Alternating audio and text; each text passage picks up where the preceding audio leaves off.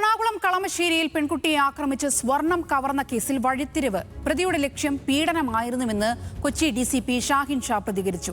കേസിൽ പ്രതിയായ പാലക്കാട് അഗളി സ്വദേശി ഇന്നലെ രാത്രിയാണ് പോലീസിന്റെ പിടിയിലായത്.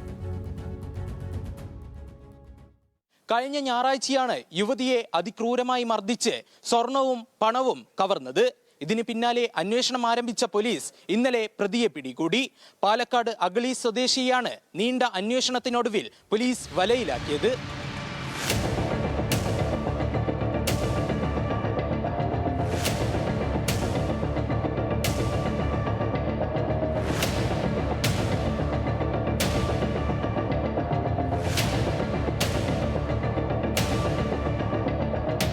കളമശ്ശേരിയിൽ പെൺകുട്ടിയെ ആക്രമിച്ച് സ്വർണം കവർന്ന കേസിൽ പ്രതി പോലീസ് പിടിയിലായതോടെ പുറത്തുവരുന്നത് ഞെട്ടിക്കുന്ന വിവരങ്ങൾ.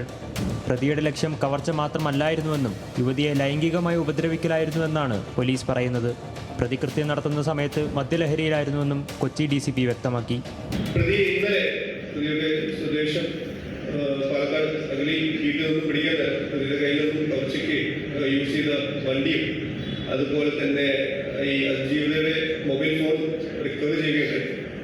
പ്രതിയെ ഡീറ്റെയിൽ ആയിട്ട് ചോദ്യം ചെയ്തതെന്നും പ്രതി കുറ്റം സംബന്ധിച്ചിട്ടുണ്ട്.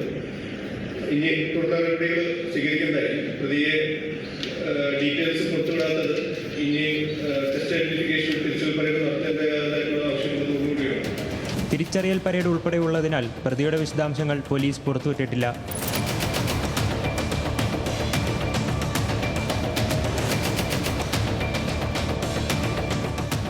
കഴിഞ്ഞ ഞായറാഴ്ച കളമശ്ശേരി സെന്റ് ജോസഫ് പള്ളിക്ക് സമീപം റെയിൽവേ പാലം കടന്നുപോകും വഴിയായിരുന്നു കണ്ണൂർ സ്വദേശിനി അതിക്രൂരമായി ആക്രമിക്കപ്പെട്ടത്.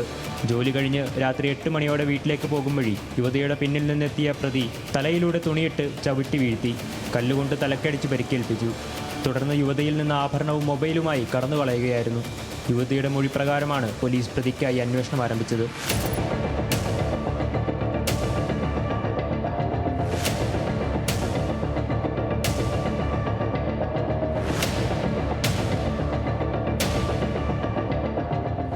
ഇരുന്നൂറിലേറെ CCTVകളും 1 ലക്ഷത്തോളം വരുന്ന മൊബൈൽ ടവർ ലൊക്കേഷനുകളും പരിശോധിച്ചാണ് പോലീസ് പ്രതിയിലേക്ക് എത്തിയത്.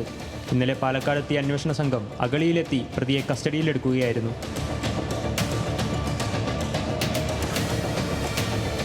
KCBയിലെ താൽക്കാലിക ജീവനക്കാരനാണ് പിടിയിലായ പ്രതി. ഇയാൾക്ക് പ്രദേശത്തെക്കുറിച്ച് കൃത്യമായ ധാരണ ഉണ്ടായിരുന്നുവെന്നും പോലീസ് പറഞ്ഞു.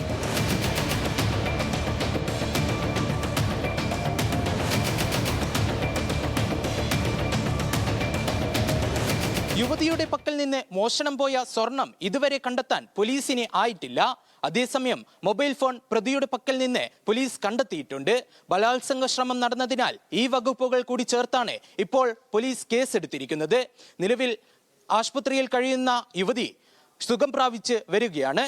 ഖിലാഫ് അഹമ്മദ്, ന്യൂസ് മലയാളം, കൊച്ചി.